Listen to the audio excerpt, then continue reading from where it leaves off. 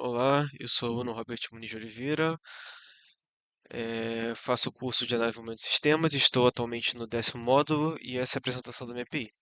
Bom, nos foi cobrado como trabalho esse módulo, é, um banner que a gente faria para a apresentação da ENIC em relação à aplicação de tecnologias sociais para a resolução de algum problema. O professor falou que a gente poderia ver algum problema que está relacionado a gente, que a gente tem contato frequente, que uma proposta de solução ou de possível solução para a gente debater relacionada ao tema de tecnologias sociais. Então, eu trouxe como apresentação do meu projeto, foi um estudo feito com base nas experiências que eu tive em fevereiro de 2024 desse ano, onde a minha cidade, Paracambi, Rio de Janeiro, sofreu por diversos problemas com alagamento devido às fortes chuvas na região. Boa parte da cidade ficou totalmente alagada, teve lugares que teve 2 metros de água dentro de casas. Minha casa foi afetada, a casa da minha avó foi afetada por problemas devido às chuvas. E muitos desses problemas poderiam ter sido evitados de diversas formas, seja por manutenção prévia da prefeitura, enfim, mas não é nesse ponto que eu quero entrar dentro do projeto. Eu trouxe como o assunto, o tema do meu projeto, jardins de chuva em pequenas regiões. Acontece hoje em dia uma grande discussão de cidades inteligentes. E dentro das cidades inteligentes, a gente pode abordar diversos temas como automatização de semáforos, controle de fluxo de carros. A gente pode também citar que é dentro do tema as cidades esponjas, que seriam cidades programadas para a drenagem de um grande índice de chuvas.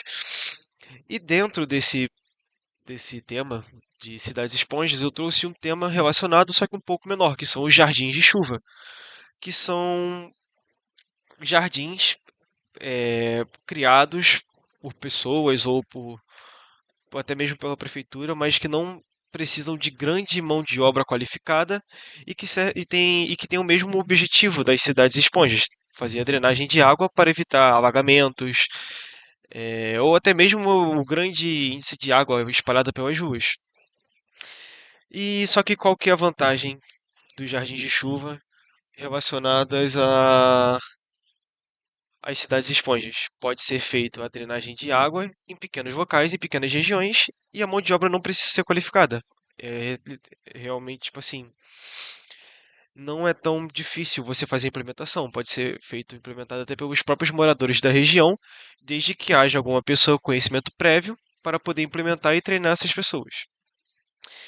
Eu trouxe aqui, essa foi minha introdução, eu trouxe como relato de caso os principais benefícios da implementação dos jardins de chuva, como por exemplo, ele exige baixa manutenção, ele não precisa da rega das plantas, elas se estabelecem dentro com as próprias chuvas, ele pode absorver 30% a mais de águas pluviais do que um gramado e pode diminuir o impacto das chuvas, reduzindo a erosão.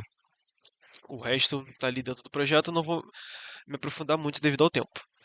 Como discussão, eu trouxe um debate um pouco mais teórico do projeto e eu criei algumas hipóteses e supus alguns valores para a gente chegar numa possível solução e aplicação desse projeto.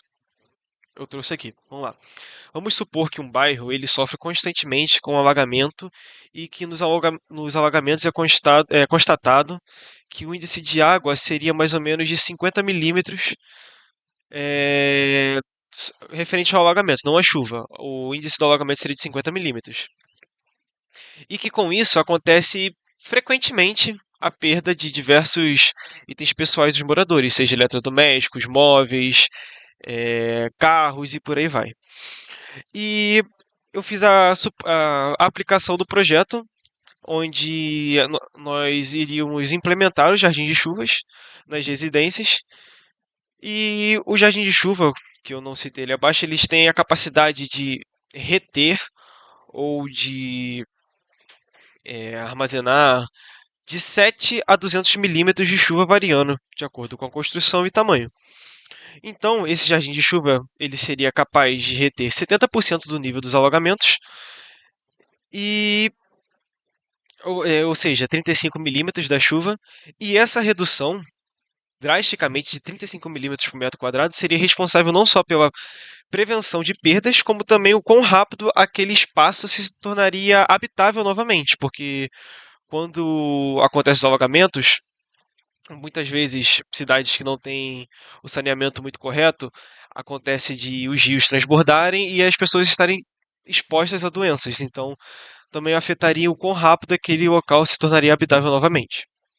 E por fim, como conclusão, eu trouxe que os jardins de chuvas não são só possíveis soluções para o problema dos alagamentos em diversas pequenas regiões, como também possíveis opções de baixo orçamento e que podem ser feitas por pessoas da própria comunidade, da região, do bairro que sofre com tal. E eu trouxe aqui, por fim, que a causa é real, que eu trouxe, mas os exemplos que eu trouxe foi fictício. Mas eu trouxe, por fim, uma pergunta de como que a tecnologia social entra nisso. Simples, em tudo, desde o planejamento, do design, do uso de ferramentas para fazer o estudo, o mapeamento e até a capacitação de pessoas. E a gente tem que dar um pouco mais de valor e atenção para esses acontecimentos, porque infelizmente, eu trouxe aqui no final, nós só botamos isso em pauta e levamos isso em consideração quando infelizmente acontecem as tragédias. E esse foi a minha apresentação.